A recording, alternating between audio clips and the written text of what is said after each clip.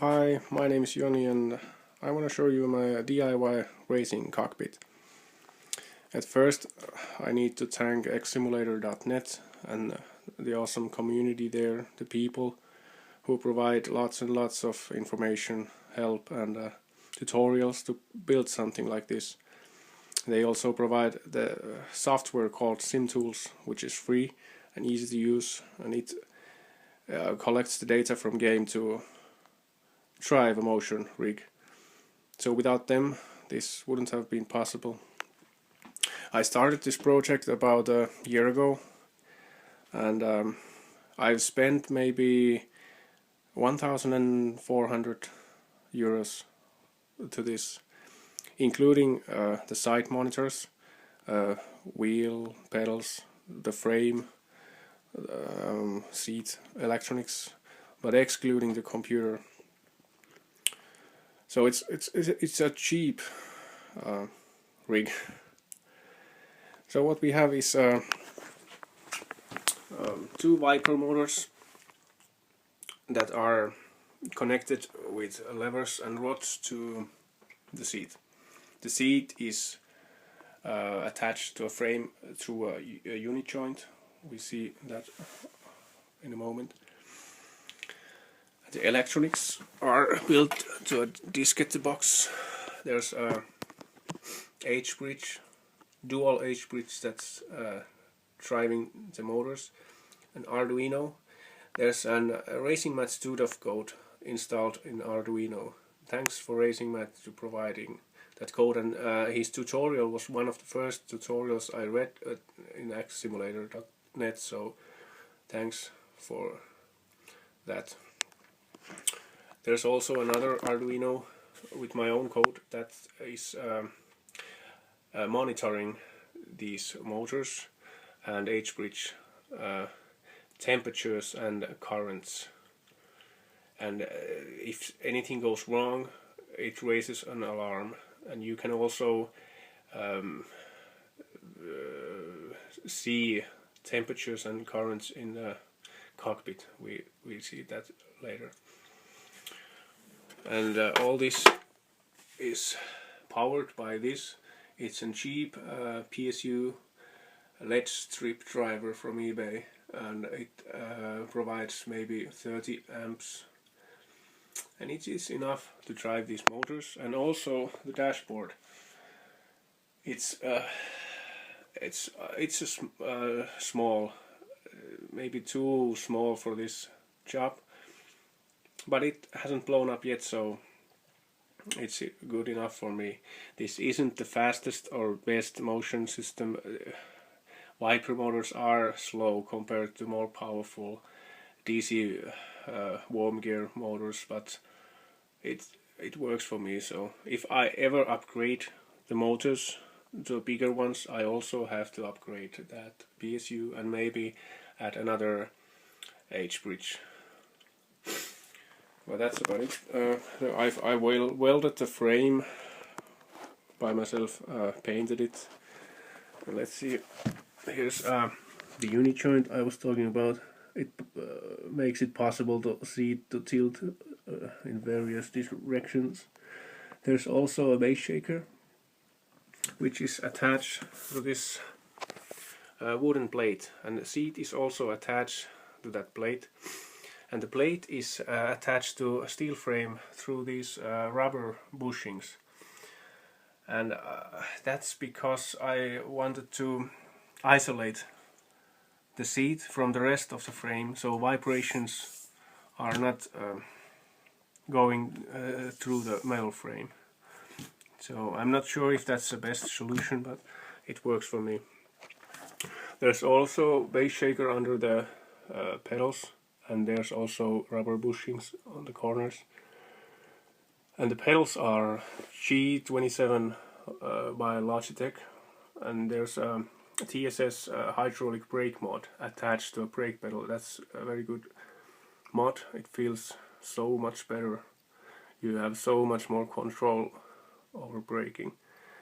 Also, the pedals are attached to a computer through a Bartner cable, which increases the resolution from 8 bits to 10 bits. I'm not sure if that's just marketing talking, but they feel good. Enough pedals for me.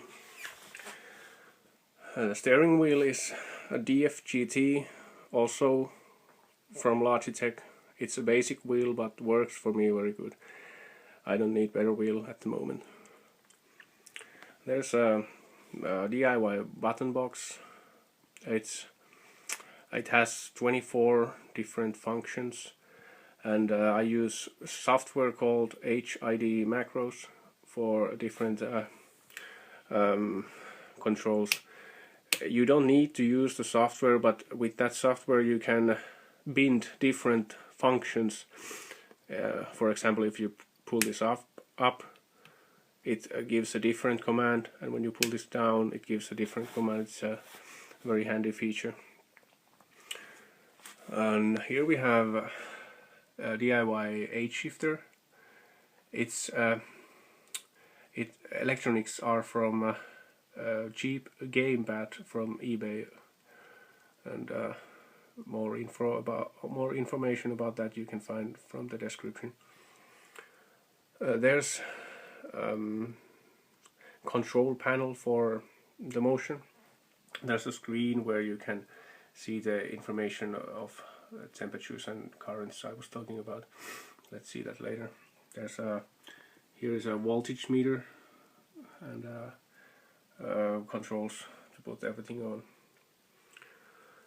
And in the dash we have 5 real car gauges driven by Symprojects Pro-Gauge control board.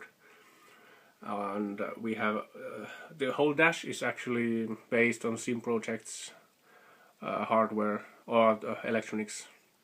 They are cheap, not cheap but affordable, and very easy to use, so that was the best way for me to build a dashboard. There's 2 MFD displays from Symprojects. Let's see them later, and also ProRace SLI from Symprojects. The dashboard frame or the plates, they are custom made. So that's about it. Let's fire it up and see how it works.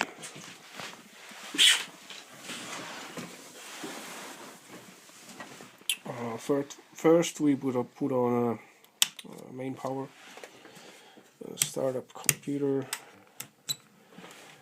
Computer is obviously custom built. Also starting up, let's start up the monitoring. Let's focus there. Credits to Simtools and Xsimulator. Credits to Racing Net. Testing sensors.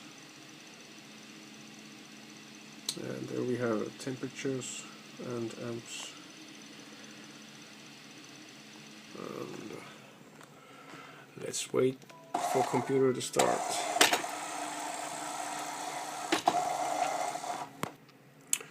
All the software starts automatically. And we have their Simtools for motion. And this is a Simdash for dashboard. Let's minimize crap. And this is iSpeed. I used to have a screen here for iSpeed, but now I have lent it to my neighbor, so I'm not using it this time. iSpeed provides telemetry data. And here we have Simvibe, which provides data for base shakers, and also I start iRacing through this. So iRacing is now up and running. Let's start the dash and motion. Here that button also works as a safety switch. If anything goes wrong, I push that button and motion goes off. Let's get in the car. And now we are sitting in a McLaren MP4. Let's go through the dash. There's oil temperature, water temperature, oil pressure, RPM, and fuel, SLI. And here we have these MFD displays. I can change the page or screen with these buttons for both of them.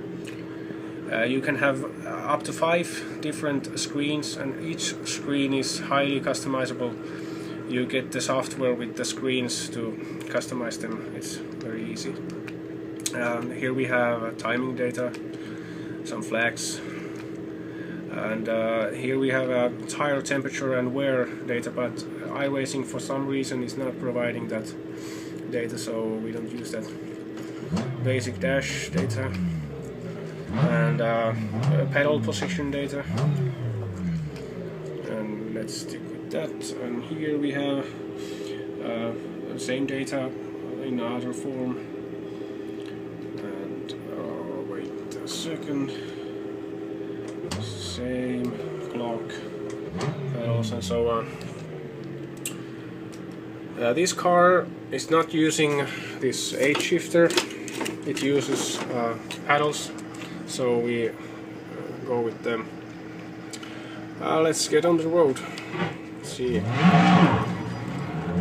My driving will be even worse than usually because I'm driving with just one hand, but this is only for demonstration and to show how it looks like from my point of view.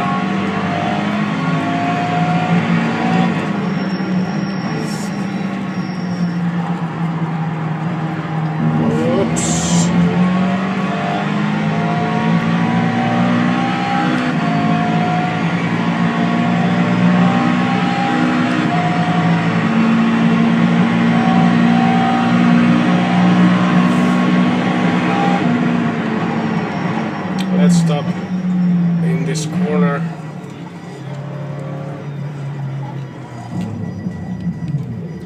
Here. So that's about it. Thanks for watching, and this is definitely not the best rig out there.